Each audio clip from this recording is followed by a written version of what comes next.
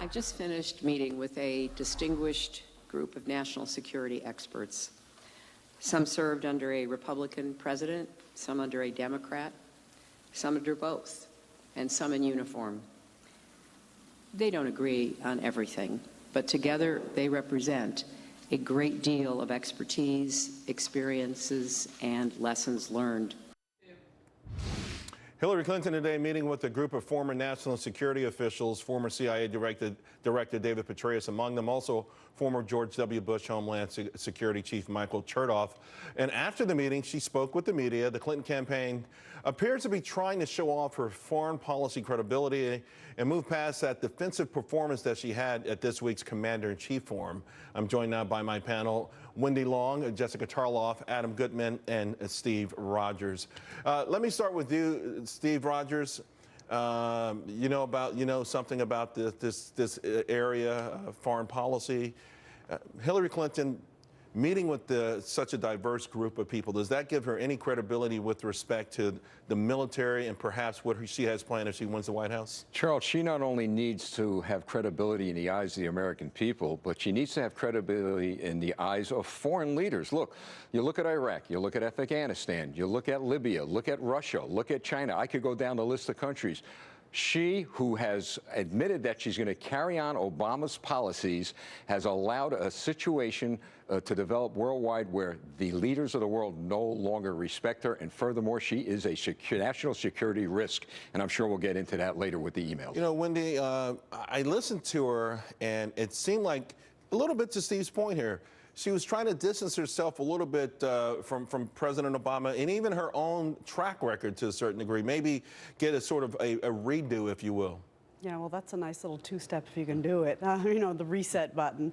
I'm sure she'll try to do that. I mean, she's got to distance herself. You know, the Obama record is so abysmal, but she can't do it that well. I mean, she was Secretary of State during a lot of these disasters, so. You know, Jessica, I will say, though, when she talks about it, she certainly knows the lingo, and you know, it sounds like because she has experience. Oh, that's what it is. That's what it is. So, but the experience, though, a lot of people are saying wasn't a good one.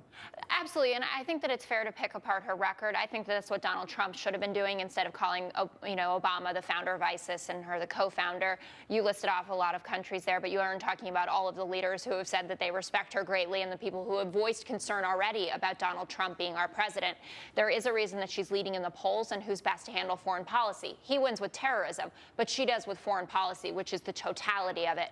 I think that this was a brilliant move today. I think that having Republicans by her side, touting her experience, saying that we will be better off with her, even though we know fundamentally that they don't agree necessarily with everything, is a powerful statement. And Trump's base will continue to say they're rhinos, blah, blah, blah. But at the end of the day, these are people who have held these important positions, and they know that he's unfit to be commander-in-chief.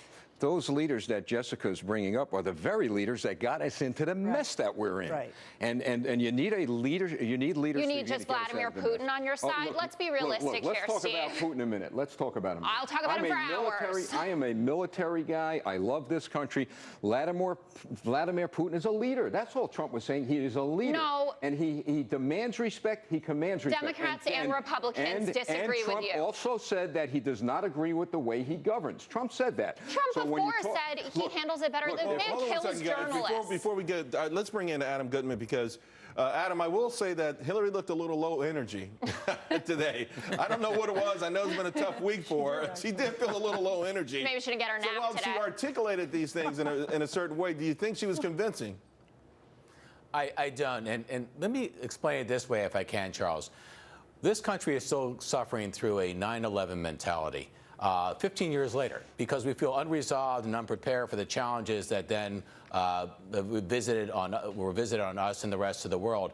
And it's an interesting dynamic today that you have a square off in foreign policy in this campaign between experience and what we experienced. What we experienced under President Obama and to a large degree Secretary Clinton was not good. And every time you hear the word terrorism uttered, every time you hear Benghazi in tone, every time you have to think about another threat to our security, I think this is visited on Hillary Clinton and the experience that she put all of us through, and we're not over it. That's played out in the Fox News poll. Wendy, I want to give you the last word on this. Look, when it comes down to whom do you trust to keep us safe, to keep us secure, Hillary Clinton's been a disaster, and I think the American people are going to have a lot more confidence in Donald Trump. Well, it's interesting that this has become one of the top topics, and I enjoy hearing from both candidates, learning more and more about how they're going to handle this crucial issue. Guys, thank you all very much.